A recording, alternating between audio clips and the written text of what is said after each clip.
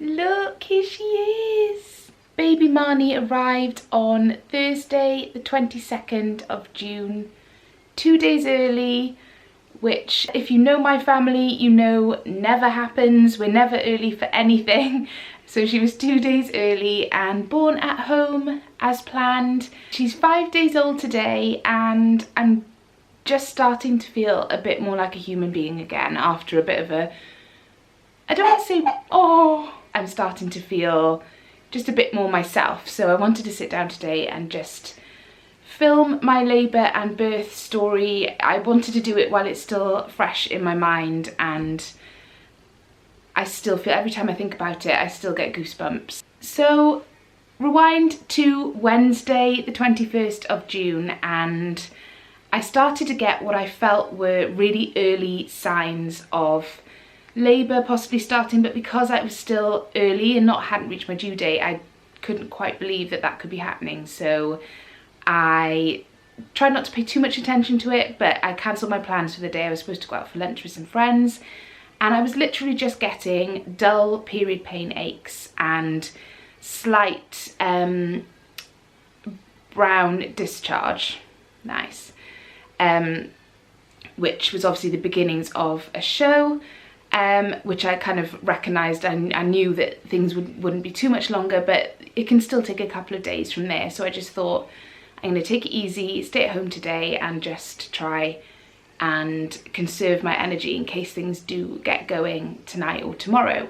And I did pick up my camera and do a couple of updates that way as well. So what I'll do is insert those clips as and when I have them. Hi everyone. I've just picked up the camera because I think things might be starting and I just wanted to capture everything right from the beginning. I'm 39 weeks and 4 days today and I've woken up this morning with some period type cramping pains which feel very familiar. They feel like the sort of early, very early pains that you get in labour. So I didn't think much of it, I just thought it was just kind of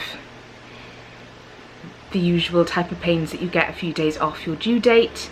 Then I've just popped to the toilet and, sorry, I know all of this will be TMI, this whole video, but there was what I think was the start of a show. It was not an awful lot, but definitely something. So I've only ever had that when I'm sort of within 24 hours ish of actually having the baby. So if I follow the way things have gone before, the baby could be here by this time tomorrow, which is just crazy. I've never ever gone early before though, and I'm still a few days off my due date, so I would be really shocked if I do have the baby in the next day or so, because I've always gone over and didn't even enter my mind that I wouldn't go over again. So we'll see, but I'll keep you posted. Oh, by the way, the kids are in school, so if I was going to go into labour today, it would be great if it was before 3:30. Just a little update. Things have been kind of, it's the end of the day now, I'm about to get the kids to bed, and things haven't really changed much throughout the day. I'm trying to be quiet because I don't want my older two children to know that something might be happening just yet, just in case that it sort of slows down or stops. In an ideal world, I would get a couple of hours sleep, or even a full night's sleep, and then things would kick off tomorrow. That would be what I'm hoping for, because they're at school tomorrow, so it would give me sort of the day to get things done. And that would be ideal. And it's supposed to cool off as well tomorrow. It's not supposed to be as hot, so that would be amazing. I've had quite a few contractions, but they are like small ones. They're not particularly painful at all, but they are definitely not Braxton Hicks. They're proper, they just feel it's a different type of pain, different type of sensation. So had a few of those this evening while I was making dinner, so it's exciting and also a little bit terrifying. I've already texted 2 of my friends and asked them if they'd do it for me. They weren't keen. So it got to about midnight and things definitely started to pick up, but it wasn't enough for me to think that things were going to happen any time in the next like couple of hours. So I just lay in bed with my hypnobirthing track on my headphones and just tried to get some rest, because I knew I'd need my energy and I just wanted to try and get as much rest as possible. I didn't bother waking Dan up because he'd only just gone off to sleep. The contractions were completely manageable. They weren't really that painful at all. So I thought if I woke him up, he'd just be tired and useless when I really needed him. So I just left him asleep and tried my best to rest and relax as much as I could. By about 1:30 or maybe 2 o'clock, I didn't feel like I'd managed to get much sleep at all. I'd maybe dozed very, very briefly in between contractions, but they were definitely starting to feel a bit more substantial. So I thought I would ring the midwife at least to let them know that this was happening. Oh, and by this point as well, I'd had a proper show. There was actual blood there, so I knew that this wasn't going to be too much longer. So I thought I'd let the midwife know, because with it being my 4th baby, I didn't know, it might have sort of all of a sudden started very, very quickly, and I just wanted to make them aware that that could happen. So I rang them up and she came out to see me straight away. I'm going to use my phone as a light. I've got my contraction timer going because I think things might be starting. I hope you can hear me. I can't talk too loud because I don't know if you can see Sleeping Beauty over there is snoring away, and I don't want to wake him up because I haven't rung the midwife yet, but my contractions are between 2 and 3 minutes apart. Oh my god, look at the state of me. And they're lasting about 35 seconds, and they're completely manageable at the moment. They're not. Oops, I think I'm out of focus, hang on.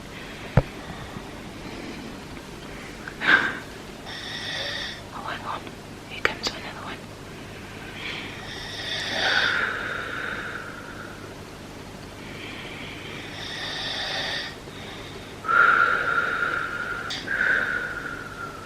Well, that wasn't a very bad one.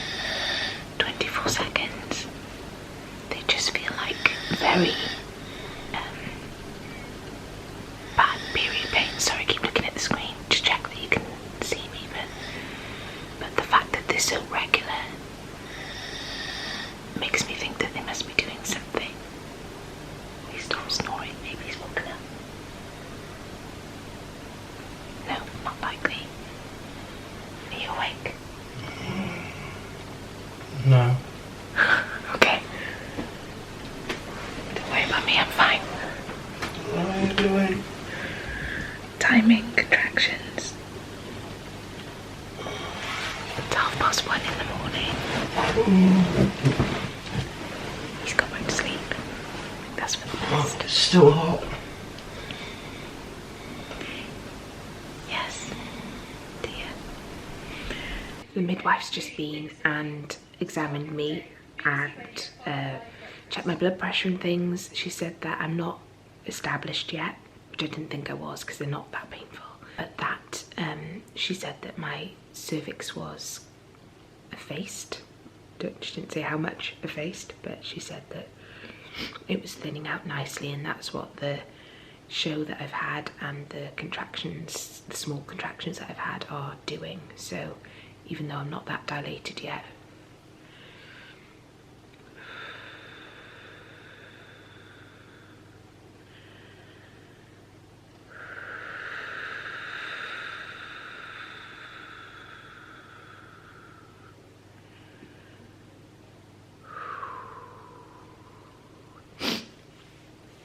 even though I'm not that dilated yet, she said that something's clearly happening. So I'm so tired. It's now 2:30 and I haven't had any sleep yet. So I'm going to try and see. I'm going to put my hypnobirthing track on, my headphones, and see if I can just, if I can't sleep, at least I might be able to just relax for a couple of hours and just rest. Because I don't think anything's going to happen sort of now. So I'm going to try and do that. And the midwife came out and examined me. She said I didn't have to have a examination at that point if I didn't want to see how far along I was. It was up to me whether I chose to do that. I wanted to do that just so that I knew where I was. If she said, you know, you're 3 centimeters or 1 centimeter or whatever it was, I just thought it would help me mentally to know what level I was at, if that makes any sense. So so she examined me and I was only 1 or 2 centimeters, I think she said at the time, and I didn't expect to be more than that at that point because the contractions weren't that painful. It was just the fact that they were quite regular that made me think it might be kind of leading to something. But she said that even though I wasn't that dilated, my cervix was effaced or very effaced. I understand what it means. It means that it's thinned out, but that can be, when you're a couple of babies down the line, that can be the case quite quickly anyway. But she said that it was likely that once I did start going, it would all happen quite quick. So she gave me the choice, either she would stay with me for a little bit and see how it progressed, or I could just go back to bed and try and get some rest, and that's 100% what I wanted to do. So I just took a couple of paracetamol to take the edge off the pain and put my hypnobirthing track back on and went and lay down in bed and tried to get some rest. That was definitely the right thing to do because I think I did manage to doze. It wasn't sort of quality sleep by any stretch of the imagination, but at least I was rested. Hello. Hello. I'm filming my labour story. Oh, okay. It was my intention to do some live updates for Channel Mum on their Facebook page, but that sort of stage of my labour was in the middle of the night when obviously everybody would have been asleep, so I couldn't do anything at that point. But I was hoping that I'd be able to get to the morning without having got too far into the delivery and be able to do a couple before the baby arrived then. But things, after I'd gone back to bed for a couple of hours, when I did wake up properly at 5:30 in the morning, the contractions had got considerably more painful. I think I'd been lying down all night and just trying to kind of breathe through them and doze where I could. But then I got up at 5:30 because I needed the loo, and when I got up, that's when the pain started to escalate a lot more. So I think maybe gravity, kind of me standing up and waking up fully, just kind of set everything off.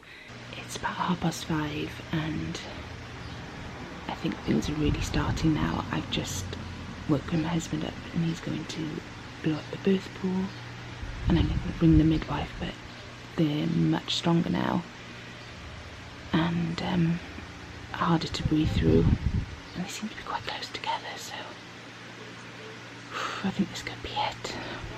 It started to panic me a little bit, not too much, and I tried to kind of keep my hypnobirthing breathing going, and that helped massively. And I think I'll probably do a separate video on that because I've got so much to say on what that did to help me in labour this time and how I wish I'd done it before. So if you have any questions specific to hypnobirthing, please leave them below. And I didn't do a proper course or anything, so I don't want people to think I've done like a full hypnobirthing course. I haven't. I just downloaded some tracks online and did it at home, but even to that degree it helped me. So I'm sure if I'd done it more in depth than that, it would have been amazing, even more so.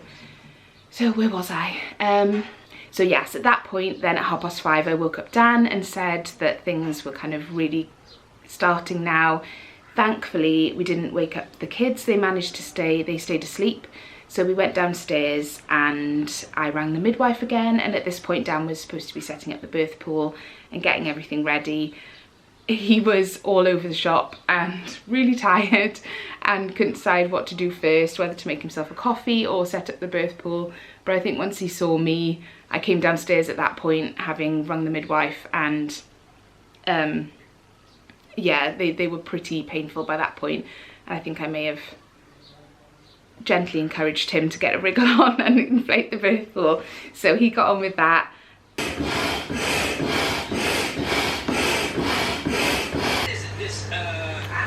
He's having a baby, and I don't know how to use the camera, so I'm just going to shout out my pregnant lady. Anyway, pulls up, I did that, my job, and now I'm having a coffee. Not probably no coffee, it's been useless. It all just became a bit of a blur at that point. I think the midwife arrived quite quickly, and I just tried to stay comfortable as best I could. So I was just swaying, kind of bent over the worktop with my elbows on the worktop, which was the best position for me to stay comfortable, and just trying to breathe through them. I could talk in between them, and it was a school day for the kids, so it was a Thursday, and I just kept myself busy and occupied. So between contractions I was packing their lunch boxes.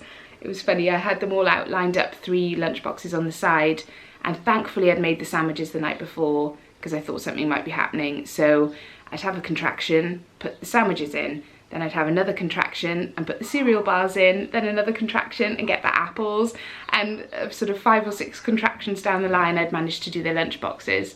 Even though it sounds ridiculous, it did help, because I just have a contraction, they get on with something and not panic about the next one coming. So when the next one came, I just stopped wherever I was, deal with it, and then go and do something else before the next one came. So by the time I'd done all that faffing around, the midwife was there.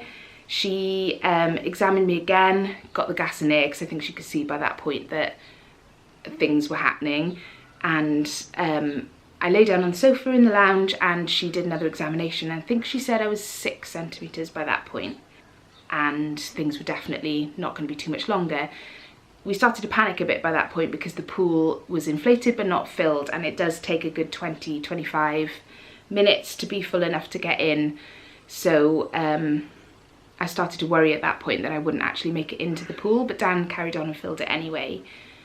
And the midwife got me the gas in there to see me through until it was ready. So while the pool was filling, I had the gas in there, and I don't know how anyone can do it without gas in there. Massive hats off to you, because it is my saviour in labour. I can't do it without it. It takes the edge off the pain, it kind of removes me a bit from the situation, so I can kind of zone out a little bit, and it just really works for me, and it helps to control my breathing as well, without me kind of panicking and speeding up my breathing. So I lay on the sofa for a little while the birth pool was filling, and then we rang my mum to come and get the kids, to take them and get them ready for school and give them breakfast, and she was going to drop them off for us. They came in to see me and say goodbye, which was lovely, and I gave them all a kiss and they went off with my mum. By that point then, the pool was ready and I could get in, so that was maybe 7 o'clock, I would say. I got into the pool and the relief was amazing. It really does help to take the edge off the pain and just help you to get more comfortable and feel a bit more weightless, and like you can move around a little bit to find a comfortable position.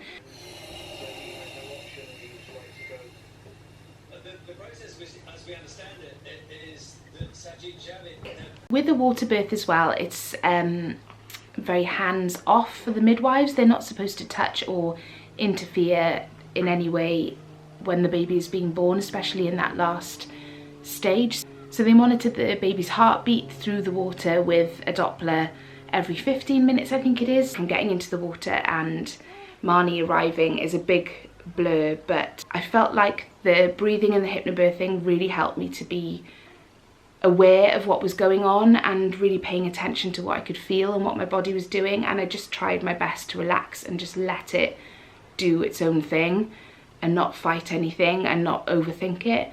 And as a result, I think it was just definitely my most relaxed of the 4 births. I've had 4 really positive births, luckily. I've been so lucky, but this one I felt really in control. It really did hurt, and I do remember thinking, I don't know if I'd ever want to do this again. It really is, you know, 4's enough, and I was very aware of the pain, but it just all went so smoothly and felt really relaxed and calm.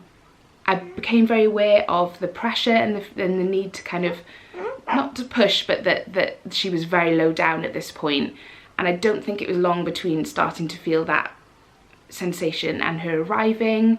I just remember her being born into the pool, and I could feel every single sort of movement as she passed through me and out into the water. It was just incredible. And but I I couldn't believe that it was actually done. So the midwife was saying, you need to move and pick her up. And I couldn't believe that she was actually out already. It just seemed to go so fast. So then I tried my best to move as quick as I could and scooped her out of the water. And when I lifted her up, I had my hand sort of between her legs, underneath her bum. And I was thinking to myself, I can't feel anything. So I wonder if it's a boy or a girl. Of course, we didn't know, we didn't find out. So then when I looked down, and it was me that saw for the first, I was the first person to see whether it was a boy or a girl. And I was just, the first thing I thought was just how over the moon my daughter would be, because she was so hoping for a sister. It was just the most emotional, amazing moment. I'll never ever forget it. No, she's got to have Julie, Joe and Michelle in her hand now. There we go. There's our, Michelle's very 19. it's our baby girl. So it's going to go around here. Oh, sorry, darling. It's our baby girl. I know.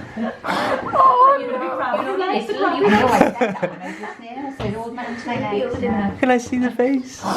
Look. Oh, she's beautiful. Oh.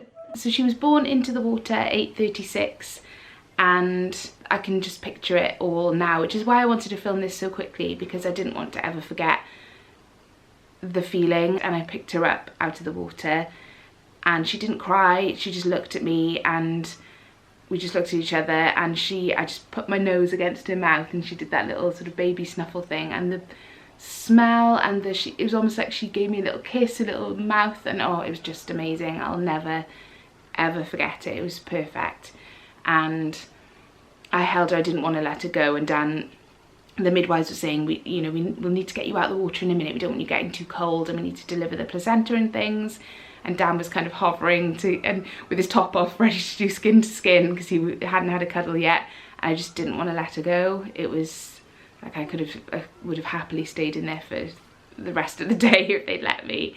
But I did let it go, and I did get out the pool, and the placenta, I had the injection to deliver the placenta, and that all came away as it should. That bit's always a bit gruesome, isn't it?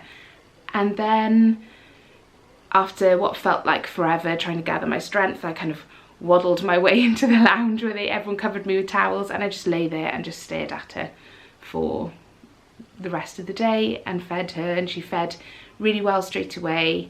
We were so lucky we didn't have to go anywhere or do anything. We just stayed in our little bubble on the sofa until the kids were due to come home from school.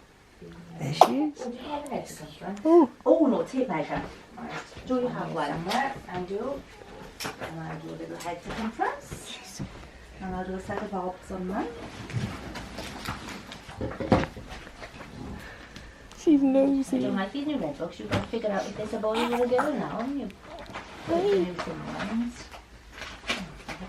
Oh, what do you mean? The actual, the books? Yeah, the books are new. These are the new ones. Oh, they, Have you seen those? I was still getting the old ones out, but I picked a few new ones. But I don't know how you tell if it's a boy or a girl. I don't know. I've just had a bath, and I actually feel like a human being again, and brushed my teeth. And now we're waiting for big brothers and sister to come home from school. I haven't managed to sleep or anything. I just can't stop staring at her long enough to go to sleep, and I'm so excited for the kids to come and meet her. It was all a bit manic for a couple of hours because we had 4 midwives here at one point because none of them wanted to leave, and then my mum came, and it was just a lot of toing and froing. So it feels like that was just 5 minutes ago, even though it was probably a few hours. But since then I've just been staring at her and feeding her and eating tea and toast, which is just, what is it about tea and toast after labour? It's just the most amazing thing. I would not have asked for any other meal. Just wanted tea and toast, and it had to be white bread and really salty butter and really sweet tea, and it was just perfection. So I've had lots of that. And it was a bit stressful at one point because they told me that I really had to do a wee to empty my bladder before 3 o'clock this afternoon. I think they said it has to be within 6 hours of birth, or they had to do something about it, because I didn't really understand why, but I think it was something to do with it getting in the way of your uterus contracting back. And I tried to go a few times and I just couldn't go, and I was starting not to worry, but just to feel the pressure a little bit. I had to do a wee. So I drank a shed load of water and a shed load of tea, and I've had 3 wees. Feeling proud. I haven't really told anyone yet. I just am loving existing in our little bubble, and I didn't want to tell too many people before the kids got home from school because I didn't really want them to find out whether it's a boy or a girl from anyone else. So Dan's gone to get them. He's not going to tell them if it's a boy or a girl. At least he's going to try not to. And I'm hoping I can capture some of their reaction on camera. I'll see. I'm not going to ruin the moment for us by desperately trying to capture it, but I'll just pop the camera on the side and hopefully I'll manage to catch some of it. I just can't wait to give them all a big hug. She's so beautiful. I'm so lucky. So tiny. Do you love her? I love her so much. I know, look at her big Tiny pinky. Look how small her fingers are.